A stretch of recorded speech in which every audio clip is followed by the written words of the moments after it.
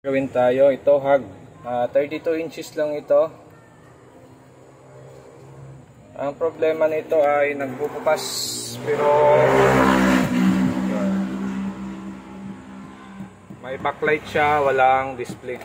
Nakalagay dito ay black screen, so galing din sa Kapwa Tech. Yun o. Okay, buksan natin. Okay, so ito na, nabuksan na natin yung unit. Bali yan yung kanyang mainboard. Ang gamit na top board ay ganito naman, ha? So advice ko lang sa mga may mga DIY dyan na short killing method ng clock signal natin. Pag ganitong unang sira niya, huwag nyo muna siyang gamitan ng short killing method, ano? Kasi pwedeng magka-problema yung glass nyo pag ginamit nyo yung short killer nyo sa clock signal nya. Okay, gagawin natin sa unang sira nito, cutting method muna tayo. Okay, pag nasira ulit yung cutting method natin, nagkaroon ng problema sa kabila, doon na lang tayo gagamit ng short killing method para sa clock signal natin. Kasi may mga problema kasing epekto yung clock signal pag ginamitan mo ng short killer, ano? Pwedeng pumutok yung circuit natin sa glass at pwede ring magkaroon ng leak yung clock signal natin sa kabilang clock signal natin. So pag nagka-leak na yon, hindi na nakukuha ng short killer yon. Halimbawa, naggamit ka ng short killer dito sa CKB1, CKB2, or kadalasan problema nito ay CKB1, pares niyan CKB-B1. So ginamitan mo siya ng short killer. Ngayon nangyari, pumutok yung circuit natin sa screen. So pag naputok yung circuit natin sa screen, automatic yon, magkakaroon ng spot yung screen natin. Pag nagkaroon ng spot yon, idadamay niya yung circuito ng CKB2 at CKB-B2. Magkakaroon din ng leak yun. Kaya pag unang sira pa lang, advice ko lang, huwag nyo munang gamitan ng short killer. I-cutting method nyo muna. Pag nasira at nagkaroon ng problema yung isang side na naman, doon na lang tayo gagamit ng short killer para sa CKB signal, para tumagal pa yung unit natin. Okay?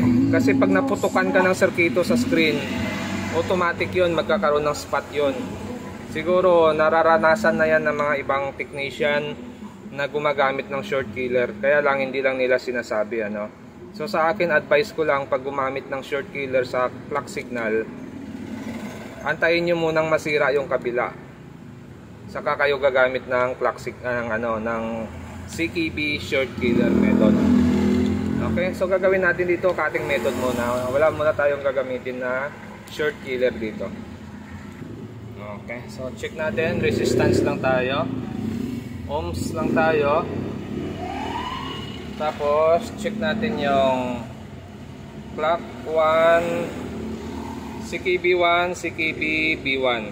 Okay, so mapapansin nyo rito 4M, no, dapat 9M. Check natin ito, CKB2, CKB-B2, ito 10M. Yan, no, 10M siya, no. So dito tayo medyo may problema sa CKB1, CKB-B1, 3M lang siya. So parang may leak yung circuito dito sa CKB1, CKB-B1. So hindi pa natin alam dito or dito. So check natin yung glass. Okay, so na-check natin, wala naman tayong nakitang medyo nagka-umido, okay naman. Yan, nilinis na rin natin siya. Yan, wala naman siyang umido.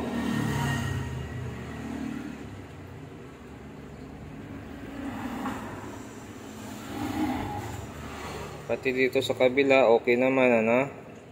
Okay. So try natin mag-cutting kung matanggal natin yung leakage. Okay, so cut tayo dito kasi may leak itong dalawang circuito. Ito may leak ito, saka ito, saka ito. CKB1, CKB2, CKB-B1. Okay, so cut natin muna si CKB1 dito. Dito tayo nag-unang cutting, ano. Try natin dito kasi kadalasan dito naging issue ng top board. Pag wala dito, lipat tayo sa kabila. Okay, so nag-cut tayo dito isa. Yan. Si KB1 lang muna kinat natin. So tinuro ko na rin yan sa inyo kung paano ang cutting method na malinis, ano. Hindi ka mahihirapan sa pagbalik. So isa-isa lang muna. Check natin to kung short pa or leak. So 10M na siya. Okay, 10M na siya. Tapos check natin itong dalawa kasi kanina may leak itong 4M. So 11M na siya. Okay na, na. So check natin itong dalawa. Si KB2, si KBB2. 11M, 10M. Okay, pasok yan. So okay na yung circuit natin. Ibig sabihin itong side na to buo, itong side na to sira. Gagawin natin, cut natin yung apat dito. Hindi muna tayo gagamit ng short killer, ano. Kasi iniiwasan natin yung magkaroon ng putok yung ating sirkito. Pag naputukan ka kasi ng sirkito sa screen, nagkakaroon ng spot yan. Sayang yung glass. Gagamit lang tayo ng short killing method pag ang panel natin ay magkabilaan na yung sira. Kumbaga pang dispose na yung unit. Pero kung sa mga unang sira, advice ko dyan ay cutting method muna tayo. Huwag muna natin gamitan ng short killer para hindi tayo maputukan ng sirkito sa screen. Kasi nakapag-try na ako dyan, napuputukan ako. Kaya okay lang kung maintindihan ng customer, ano. Pag hindi, iyari ka. Saka bago nyo tirahin din or bago nyo gawin, advise nyo muna yung customer na ganito ang gagawin natin sa unit. Para naman hindi ka naman magkaroon ng problema in case na maputukan ka ng sirkito sa screen. Cut natin to. Ito hindi muna ako mag-short killer, ano. Okay, malabo. Yan, cutting muna tayo. Okay, so yan na, nahiwa na natin yung apat. Okay, testing natin kung okay yung ginawa nating cutting method dito, no. Power on lang natin. Ayaw, ah. Yun, nag-response na siya. Tingnan natin yung screen. Yun, no, diba? Bumukas na siya at okay pa yung glass natin, ano. Yan, walang problema yung glass. Wala ding spot. Okay din, no? Wala din siyang spot. Wala ding guhit na naiwan.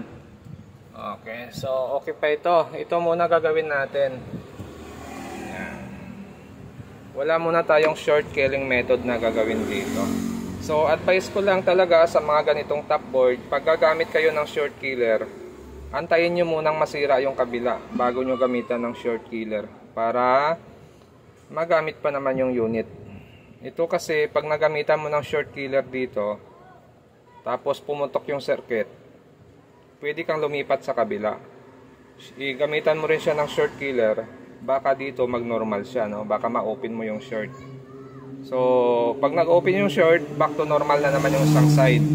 Kaya lang yung isang side, kung pumutok na yung sirkito sa glass, maaring magkaroon ng spot yan. Pero kaya pa niyang magka-display basta natanggal mo yung leak dito sa kabila. So dalawang option, ano, dalawang pilian yan. Pwedeng pareha silang maputukan ng circuit, or pwedeng yung isang side makuha sa short killing method. So kung unang sira pa lang ng ganitong top board, cutting method muna. Pag pangalawang sira, doon na lang tayo gagamit ng short killer sa CKB signal. Pero bago kayo gumamit nun, i-advise nyo muna yung may-ari na pwedeng ganito mangyari sa panel nya. Magkaroon ng spot or malinis. Perfect ang pagkagawa. So dapat alam nila yan para hindi kayo masisi pag nagkaroon ng problema. Okay? So ayos na yung unit natin. Okay na ito. So hanggang dito na lang yung video natin at sa susunod ulit natin na video, So yung short killing method natin ay, or yung aparato natin ay ina-assemble ko pa, hindi ko pa nakumpleto lahat ng parts natin kasi nag-o-online din ako kumukuha. So kailangan ko pa ng selector na maraming selector switch para ma-input natin lahat ng supply na kailangan natin.